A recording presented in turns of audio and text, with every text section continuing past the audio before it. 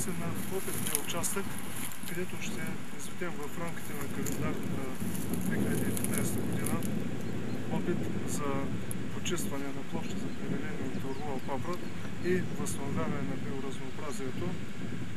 Нека да напомня, че проектът се финансира от програмата за подкрепа на неправителствения сектор от Европейското икономическо пространство. Проектът се изпълнява от Сдружение с нестопанска цел в обществена полза, Център за регионално развитие и инициативи с прякото партньорство и съдействие на Института за планинско животновъдство и земеделие град Троян. Наименованието на проекта съдържа възстановяване и устойчиво развитие на биоразнообразието на територията на община Троян. В този смисъл е насърчаване на неправителствения сектор в тази тема, чрез контролиране и унищожаване или извеждане на борба с орловата папрат. За целта на днешното предаване сме поканили професор по селскостопански науки Петър Петров, който има така много дългогодишен, бих казал, богат опит в извеждане на борбата с орловата папрат и съответно възстановяване на уникалния, на ценния древостой в високопланинските ливади и пасища, което накратко ще ни запознае с това какво предстои през календарната година, т.е. по въпросите свързани с вредното влияние на орловата папрат от гледна точка на унищожаване на древостоя и на биоразнообразието, как следва да изведем борбата и как в участък в последствие ще възстановим древостоя и следващата част по проекта, как тези растителни остатъци ние ще ги съберем в подходяща форма да сработим после. Така че моля да се предполага. Намираме се в експерименталната площ за плевеляне с орлова папрат, където заплевеляването е изключително голямо. На квадратен метър се израстват по 65 броя стъбла. Проблемът орлова папрат е не само национален, той е световен. И не случайно много учени наричат зелена чума. Орловата папрат в България заплевените площи предимно в планинските райони са 501 милион декара, които половината са заплевелени. Над 20 броя на квадратен метър. Орловата папрат е изключително вредна за естествените ливади и пасища и вредното влияние върху тези площи са първо, тя потиска и измества наличния древостой. Площи за плевеление над 15 метра няма никакъв древостой, а до 10-15 броя се срещат предимно отчитните някои отчитните плевели, като полевица и червена власатка. От половица срещат единични екземпляри от фи, а от разнотревия се срещат предимно киселец, жирок кантарион и други, които са в много малки количества и на практика тия площи са потиснати от орлова папрат. На второ място, тя е изключително опасна за животните, пасящи орлова папрат, като има изследвания за орловата папрат. Е вредна за кравите, за конете, за овцете и за прасетата. Освен това, орловата папрат е вредна с това, че отделя токсични вещества, които, измивайки се от падналия дъжд, падали в почвата, потискат възстановяването на древостоя. И на последно място, в нея престояват опасни паразити, които, преминавайки към животните, от нея върху животните, предизвикат много опасни болести. Борбата с орловата папрат е няколко вида. Тя е механична, чрез покосяване, химична, чрез използване на хербициди, комбинирана, когато се използват химични и биологични методи, и биологична, когато в тези площи се засяват по изкуствен начин треви, които потискат развитието на орловата папра. В случая при разработване на този проект ние ще разработваме механичния начин на борба с орловата папра, тъй като орловата папра заболяване примерно на площи в планинските райони, които са вододайни и в спорни зони, трябва да бъдат екологически чисти и при това положение ние не можем да използваме химикали. Механичната борба се състои в това извършване на няколко покосявания.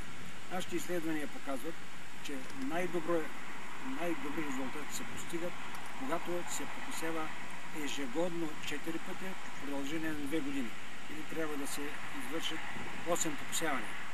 Те се извършват първото покосяване в началото на юни, второто в средата на юли, третото в края на август и четвъртото в началото на октомври. При механичния начин на борба се постига изтощаване на растенията от окосяването и след втората година тези площи вече са подходящи за използване.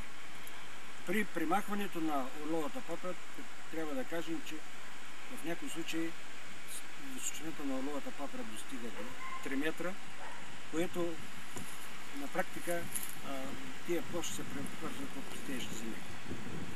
При покосяването на почистването на тези площи чрез покосяване на третата година, възстановяването на тревостоя се извършва чрез подходящо в количество азотно-фосфорно торение. И при това положение, още на втората, на третата година, се възвръщат житните треви, предимно райграс, червена власатка, полевица, от бобовите треви звездан и фи и разнотревите са в много малко количество и при това положение полученият тревостой е много полезен за домашните животни. С почистването на орловата папра и по този начин се дава възможност да се възстанови тревостоя, по-нататък тази маса от орловата папра ние ще използваме в този проект специално с изработването на компост. Наши предварителни изследвания показват, че при използването на компост от орловата папра предимно за отглеждане на ягодоплодни култури, малини и ягоди, се получават екологически чисти продукти, тъй като площи, в които се използва компост от орловата папра по тези култури, културите се нападат много по-малко от болести.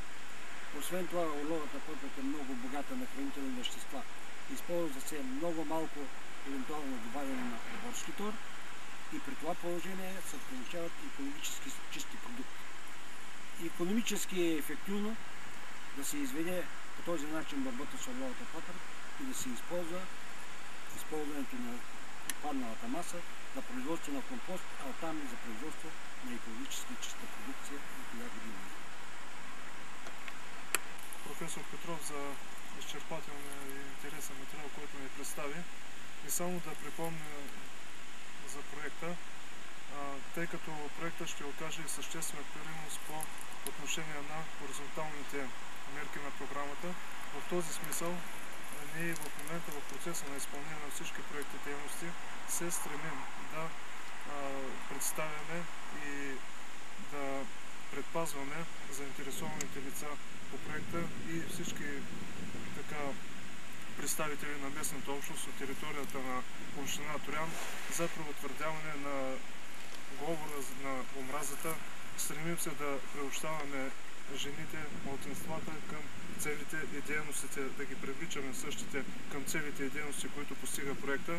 В този смисъл е показателен и факта, че менеджер на проекта Теодора Николаева е жена, представител на женския пол, млад човек, който активно взима участие в изпълнение на проектните дейности. Стремим се също така малцинствата, които са на територията на община Троян, да бъдат привлечени активно и да участват към проекта, тъй като Както знаем, част от тях имат и разполагат с земеделски земи, в това число ливади и пасища. Те полагат грижи на орловата папа, и тях е проблем. И в този смисъл се надяваме, че напълно ще постигнем заложените цели до края на месец октомври, когато изтича настоящия проект. И се надяваме, че с общи усилия ще продължим да развиваме тематиката, тъй като тя е доста актуална. Особено през последните 20-25 години имаме едно така занижено отглеждане и поддържане на високопланинските ливади и пасища. Всички земеделски производители и фермери го виждат от територията на Троян, от територията на съседна община Априлци и се надяваме, че макар и скромен, приносът на този проект ще бъде очеваден и ще успеем да доразвием тематиката в бъдещ период.